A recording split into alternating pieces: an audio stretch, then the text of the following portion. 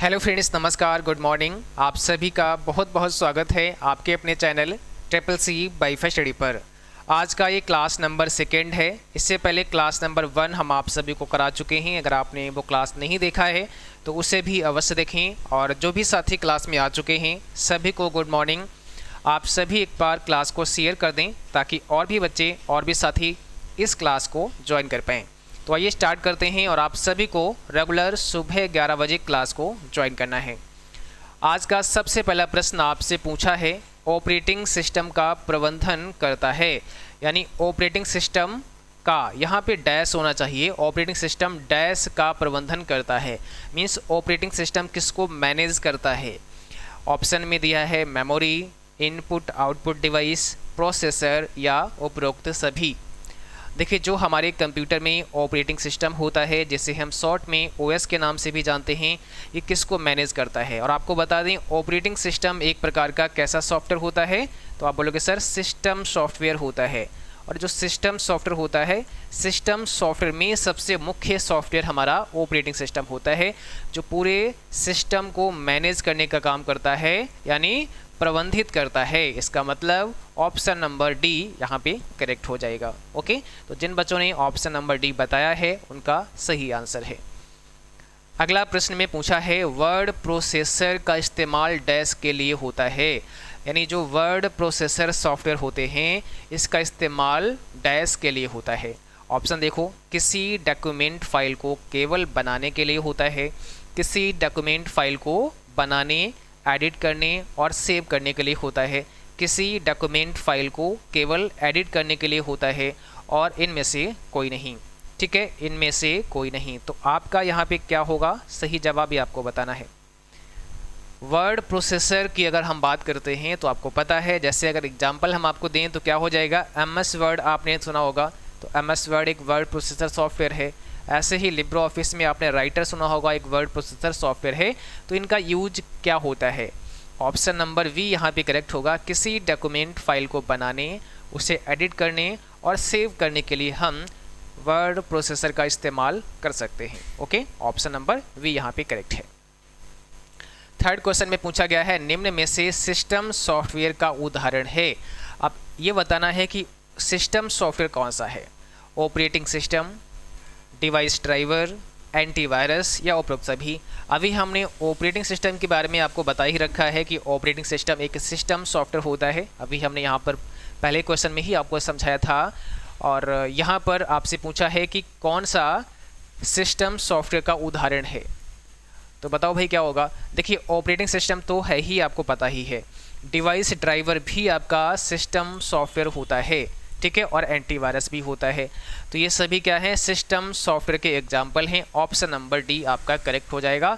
उपरोक्त सभी ये सब कैसे हैं, सिस्टम सॉफ्टवेयर हैं। आप सभी को बता दें, अगर हम सॉफ्टवेयर को कैटेगराइज करें तो एक हमारा एप्लीकेशन सॉफ्टवेयर होता है और एक हमारा सिस्टम सॉफ्टवेयर होता है। बट ध्यान रहे, सिस्टम सॉफ्टवेयर में जब आप पढ़ते हैं तो यहाँ पर एक आपको यूटिलिटी सॉफ्टवेयर भी पढ़ने को मिलता है, यूटिलिटी सॉफ्टवेयर। ठीक है, तो अगर यहाँ पर जैसे अभी आप देखोगे, यहाँ पर सिस्टम सॉफ्टवेयर की बात की गई है और इसमें operating system, device driver, antivirus दिया है और उपरोक्त सभी का भी ऑप्शन दे दिया है। ठीक है, तो याद रखना है, यहाँ डिवाइस ड्राइवर और एंटीवायरस ये आपके सिस्टम सॉफ्टवेयर के अंतर्गत किस में आते हैं, यूटिलिटी सॉफ्टवेयर में आते हैं। ठीक है, यानी ये हमारे डिवाइस ड्राइवर या एंटीवायरस जो प्रोग्राम होते हैं, जो सॉफ्टवेयर होते हैं, ये किस प्रकार के होते हैं, यूटिलिटी सॉफ्टवेयर होते हैं। ठीक है, तो ऑप्शन नंबर यहाँ पर अभी के लिए क्या होगा, डी हो जाएगा, क्योंकि यहाँ पर ऐसा कोई ऑप्शन दिया नहीं गया है और ये सिस्टम सॉफ्टवेयर में ही आप कंसिडर करोगे। ओके, आगे बढ़ते हैं। अगला प्रश्न आपके स्क्रीन पर है, किसी कंप्यूटर का ऑपरेटिंग सिस्टम निम्न कार्य करता है।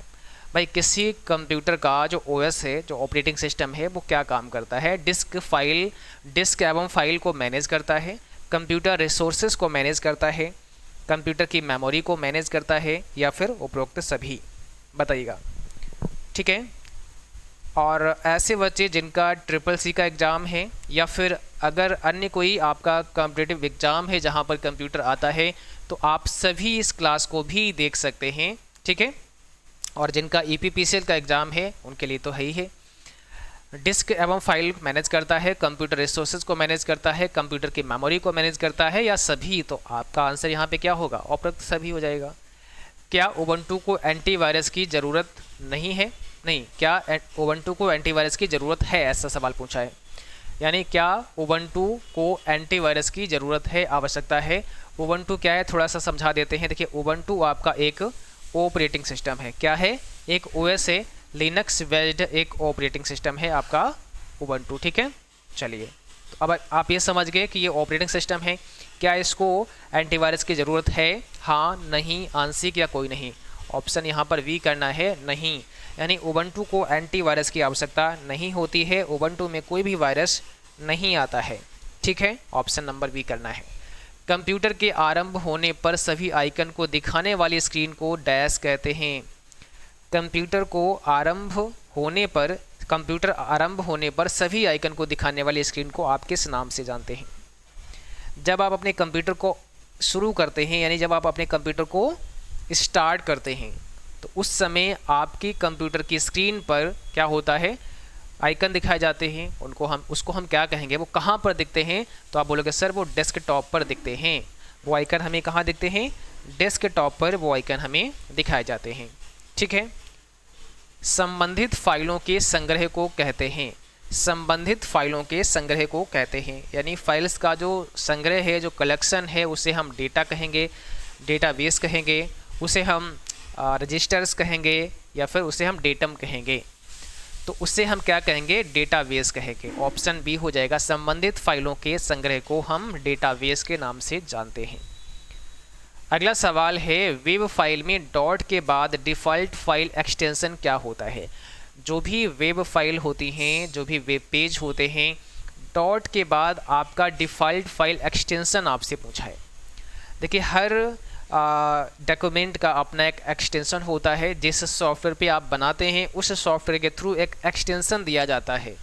अगर आप MS वर्ड पे कोई फाइल बनाते हैं तो .docx आपको मिलता है। राइटर में बनाते हैं तो आपका ODT होता है, ODT होता है। ये अलग अलग एक्सटेंशन होती हैं। ठीक है। ऐसे ही अगर कोई वेब डॉक्यूमेंट है, कोई वेब पेज है, तो उसका एक्सटेंशन .html होगा। क्या होगा? .html होगा। हाइपर टेक्स्ट मार्कअप लैंग्वेज इसका फुल फॉर्म होता है। एक्सटेंशन ये बताता है कि ये जो फाइल है ना, ये हमारे इस सॉफ्टवेयर पे बनाई गई है। अब देखो यहाँ पर क्वेश्चन नंबर 9 में क्या पूछा है? निम्न में से कौन ऑपरेटिंग सिस्टम को रैम में सर्च एवं लोड करने के लिए रिस्पॉन्सिबल है? कौन ऑपरेटिंग सिस्टम को रैम में लोड एवं सर्च करने के लिए रिस्पॉन्सिबल है? तो बताओ यहाँ पे क्या होगा आपका राइट आंसर? कौन सा करेक्ट आंसर हो जाएगा? कौन ऑपरेटिंग सिस्टम को रैम में सर्च एवं लोड करने के लिए रिस्पॉन्सिबल है? तो यहाँ पर हो जाएगा बूटस्ट्रैप लोडर। ऑप्शन नंबर पहला आंसर करेक्ट होगा आपका। लिब्रे ऑफिस राइटर में टेक्स्ट को सेंटर करने के लिए की का इस्तेमाल होता है, यानी कौन सी ऐसी कुंजी है जिसका इस्तेमाल हम टेक्स्ट को सेंटर अलाइन करने के लिए करते हैं? यानी जो भी हमने लिख रखा है उसको अगर हमें सेंटर पर लाना है, एकदम बीच में लाना है, तो हम कौन सी की इस्तेमाल करेंगे? इसका सही आंसर क्या हो जाएगा? कंट्रोल ई से हम सेंटर अलाइन कर सकते हैं। कंट्रोल ई दबाओगे सेंटर हो जाएगा, कंट्रोल आर दबाओगे राइट हो जाएगा, कंट्रोल एल से लेफ्ट हो जाएगा, और कंट्रोल जे से क्या होगा? जस्टिफाई होगा। स्पेल चेक के लिए किस फंक्शन की का इस्तेमाल होता है? अगर आपको स्पेल चेक करना है तो कौन सी की आपको प्रेस करनी होती है? कौन सी शॉर्टकट कुंजी आपको प्रेस करनी होती है? देखिए, जब हम स्पेल चेक करते हैं और अगर हमारे डॉक्यूमेंट के अंदर कोई भी स्पेलिंग में एरर है, तो क्या होगा? उस वर्ड के नीचे एक रेड लाइन आ जाएगी। स्पेलिंग एरर में क्या कौन सी लाइन आती है? रेड लाइन आती है। और अगर कोई भी ग्रामर में एरर है ना, तो उसके नीचे क्या होगा? एक ग्रीन लाइन आ जाती है। तो ग्रीन लाइन ये ग्रामर एरर को शो करती है, रेड लाइन ये आपकी स्पेलिंग एरर को शो करती है। और एरर को दूर करने के लिए हम क्या यूज कर सकते हैं? F7 शॉर्टकट की यूज कर सकते हैं। ठीक है, ऑप्शन पहला हो जाएगा। अगला सवाल है, इनमें से एक पेज ओरिएंटेशन का प्रकार कौन सा है? पेज ओरिएंटेशन की यहाँ पर बात हो रही है, और आपको पता है जब आप वर्ड में काम करते हैं, राइटर में काम करते हैं, या किसी भी डॉक्यूमेंट में आप काम करते हैं, तो पेज ओरिएंटेशन का मतलब क्या होता है? अक्सर आप देख रहे होंगे जो आपके फोटोकॉपी वाले पेपर होते हैं, ये A4 साइज़ के होते हैं। कैसे होते हैं? A4 साइज़ के होते हैं, इनका साइज़ A4 होता है। ठीक है, तो ये क्या होते हैं, ये जो एरिया है हमारा, देखो ऐसे इसको हम बोलते हैं पोर्ट्रेट। ये अभी क्या है? पोर्ट्रेट मोड में है, अभी ऐसा है, पोर्ट्रेट मोड में है। और इसको अगर हम रोटेट कर देते हैं इस प्रकार से, अगर हम रोटेट कर दें तो ये पेज कैसा हो जाएगा? इस प्रकार से हो जाएगा, ये पेज फिर ऐसा हो जाएगा। ठीक है, तो अब ये आ गया है लैंडस्केप मोड में। ठीक है, ये हुआ। तो इसको ही हम क्या कहते हैं? ये पेज ओरिएंटेशन होते हैं। इसका मतलब ऑप्शन सी हो जाएगा। ऑप्शन पहला और दूसरा दोनों करेक्ट हैं। दोनों क्या है? पेज ओरिएंटेशन है। ऑप्शन नंबर सी यहाँ पे करेक्ट है। ऑटो स्पेस चेक के लिए, ऑटो स्पेल होना चाहिए यहाँ पे, ऑटो स्पेल चेक के लिए किस फंक्शन की का इस्तेमाल होता है? ठीक है, ऑटो स्पेल के लिए किस फंक्शन की का इस्तेमाल होता है, ये आपको बताना है। तो अगर हम ऑटो स्पेल करना चाहते हैं तो इसके लिए शिफ्ट F7 यूज कर सकते हैं। लिब्रे ऑफिस राइटर में टेक्स्ट को फाइंड एवं रिप्लेस करने की क्या शॉर्टकट की होती है? किसी टेक्स्ट को अगर हम फाइंड करना चाहते हैं और उसको बाद में रिप्लेस करना चाहते हैं तो फाइंड एंड रिप्लेस का जो डायलॉग बॉक्स होता है उसको ओपन करने की शॉर्टकट की आपसे पूछी है। फाइंड एंड रिप्लेस की शॉर्टकट की होती है Ctrl+H। ऑप्शन पहला हो जाएगा। केवल फाइंड की बात करें तो क्या होगा? कंट्रोल के साथ में F होगा।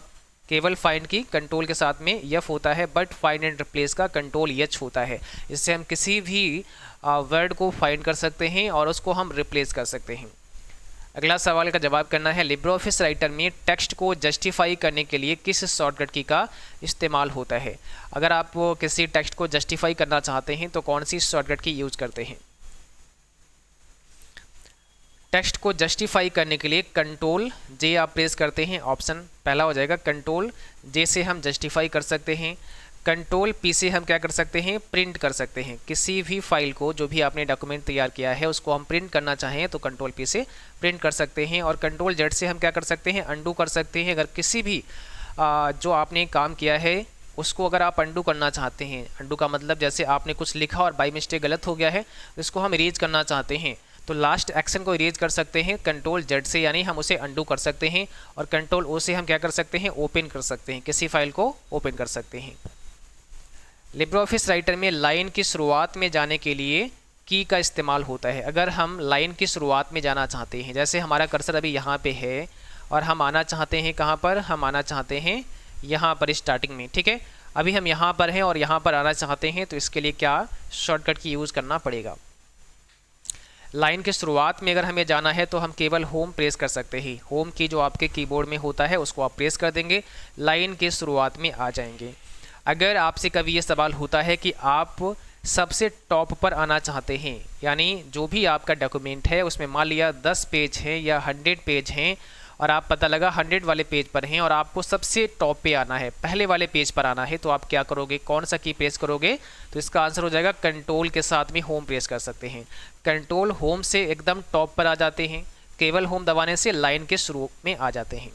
ऐसे ही केवल अगर हम एंड बटन दबा देते हैं तो लाइन के अंत में आ जाते हैं, लाइन में सबसे लास्ट में आ जाते हैं। मान लिया यहाँ पे हैं शुरुआत में तो लास्ट में आ जाओगे।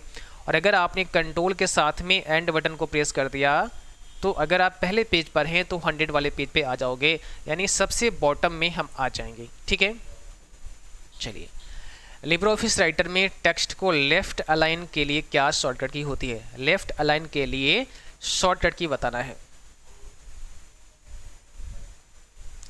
ठीक है, तो यहाँ पर अगर हम लेफ्ट अलाइन की बात करते हैं Ctrl+L हो जाएगा। Ctrl+L से हम लेफ्ट अलाइन कर सकते हैं, यानी किसी टेक्स्ट को हम लेफ्ट में ला सकते हैं। लिब्रे ऑफिस राइटर में टेक्स्ट को राइट अलाइन के लिए क्या राइट अलाइन के लिए की का इस्तेमाल होता है? कौन सी की का इस्तेमाल होता है? अगर हम किसी टेक्स्ट को राइट अलाइन करना चाहते हैं तो Ctrl+R दबा सकते हैं, ऑप्शन बी हो जाएगा। लिब्रे ऑफिस राइटर में हाइपर लिंक की शॉर्टकट की क्या होती है? अगर हमें हाइपर लिंक इंसर्ट करना है तो हम कौन सी शॉर्टकट की यूज़ करते हैं? हाइपर लिंक हम कैसे इंसर्ट कर सकते हैं ये आपको बताना है। हाइपर लिंक इंसर्ट करने के लिए हम Ctrl+K इस्तेमाल कर सकते हैं। Ctrl+K जैसे ही प्रेस करते हैं तो हम फिर हाइपर लिंक को इंसर्ट कर पाते हैं। लिब्रे ऑफिस राइटर में लाइन ब्रेक करने के लिए शॉर्टकट की आपको बतानी है। अगर हम लाइन ब्रेक करने की बात करें, लाइन तोड़ने की बात करें तो हम क्या कर सकते हैं? ठीक है, तो यहाँ पर देखिए, अब ये सवाल जो है ना लाइन ब्रेक करने का है, और लाइन ब्रेक करने का मतलब है बिना पैराग्राफ तोड़े ही लाइन को ब्रेक करना है। नॉर्मली जब आप लिखते हैं तो आपकी पहली लाइन अगर आपका कंप्लीट हो गया है तो अपने आप ही आपको दूसरी लाइन मिल जाती है, सेकेंड लाइन खुद ही मिल जाती है ना। आप लिखते रहो, टाइप करते रहो, पहली लाइन जैसे ही पूरी हो जाएगी तो अगली लाइन अपने आप ही आपको मिल जाएगी। बट अगर आप यहाँ पर हैं और आप एंटर प्रेस कर दोगे तो क्या होगा, नई लाइन शुरू हो जाएगी थोड़ा स्पेस के साथ में। इसका मतलब हुआ ये हमारा बन गया है पैराग्राफ 1 और अब शुरू हो गया है पैराग्राफ 2।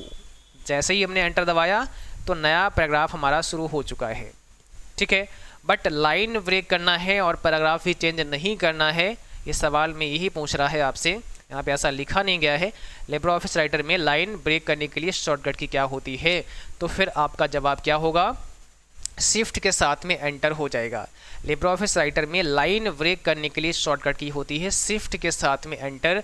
ये यहाँ पर थोड़ा सा करेक्शन कर देते हैं, कंट्रोल दिया गया है, सॉरी इसके लिए, यहाँ पर बाय मिस्टेक ये ऐसा हुआ है। क्या होगा, शिफ्ट के साथ एंटर होगा, ध्यान रखना है। शिफ्ट दबाओगे और एंटर प्रेस कर दोगे तो इससे क्या होगा, लाइन आपकी ब्रेक हो जाएगी और पैराग्राफ भी आपका चेंज नहीं होगा, मतलब इसी के पास से नई लाइन आपको मिल जाएगी।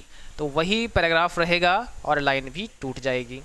अगर एंटर करोगे तो पैराग्राफ चेंज हो जाएगा, बट हम नहीं चाहते हैं कि पैराग्राफ चेंज हो, तो हम शिफ्ट के साथ एंटर कर सकते हैं। दूसरा जो कंट्रोल के साथ एंटर होता है, इसका मतलब क्या होता है, तो कंट्रोल के साथ एंटर दबाने से हम क्या कर सकते हैं, पेज को ब्रेक कर सकते हैं। पेज को हम ब्रेक कर सकते हैं। पेज ब्रेक करने का मतलब है कि जैसे आप इस वाले पेज में कुछ लिख रहे थे, 4 लाइनें आपने लिखी और आपको लगा कि अब इस पेज में नहीं लिखना है, तो हम कंट्रोल एंटर दबा सकते हैं। कंट्रोल एंटर जैसे ही दबाओगे ना तो आपका नया पेज आ जाएगा और आप इसमें लिख सकते हैं, यानी पेज ब्रेक कर सकते हैं, ठीक है। तो शिफ्ट और एंटर याद रखना है, बाई मिस्टेक यहाँ कंट्रोल लिखा गया था, सॉरी इसके लिए। शिफ्ट एंटर आपका राइट आंसर है। एमएस वर्ड में जो सबसे नीचे दिखाई देता है उसे क्या बोलते हैं, एमएस वर्ड में जो सबसे नीचे दिखाई देता है उसे क्या बोलते हैं, बताइए। देखिए एमएस वर्ड में जो सबसे नीचे, अभी केवल एमएस वर्ड की बात हो रही है, आपके डेस्कटॉप की बात नहीं हो रही है। तो जब भी हम किसी भी सॉफ्टवेयर को ओपन करते हैं, सबसे नीचे सबसे बॉटम पर क्या होता है, स्टेटस बार होता है। सो ऑप्शन नंबर वी यहाँ पे करेक्ट होगा।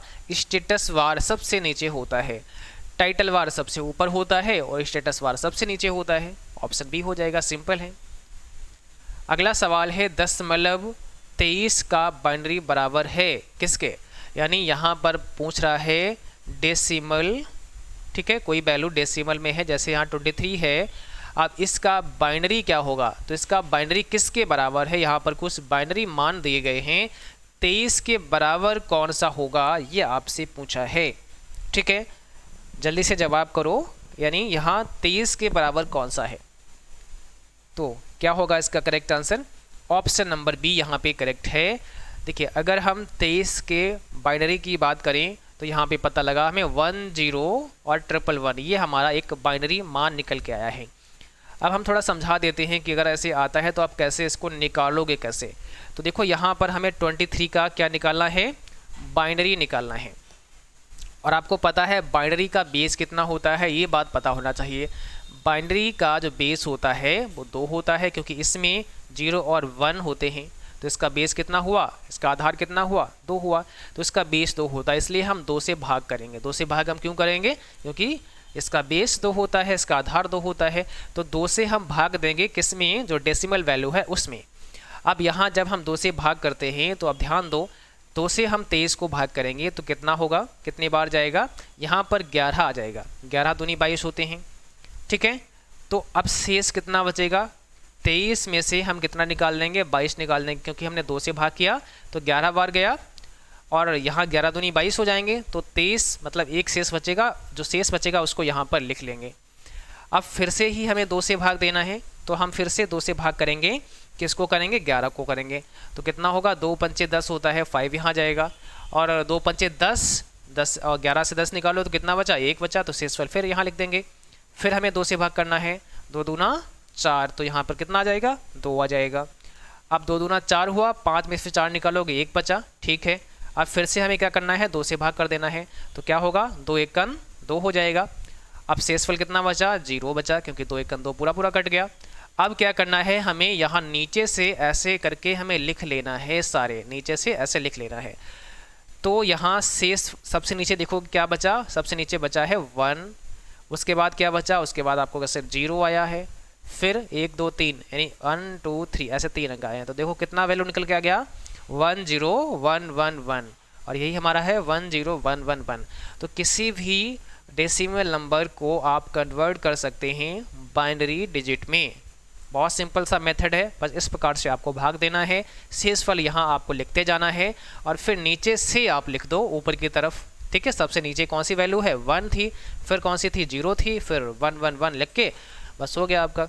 ठीक है, तो आज का क्लास बस यहीं तक था। आई होप आप सब ने क्लास को बहुत अच्छे से पढ़ा होगा, समझा होगा, और अगर यहाँ से थोड़ा बहुत आपने सीखा है तो आप इस क्लास को लाइक अवश्य करें, शेयर करें, सभी बच्चे इस क्लास को शेयर करेंगे।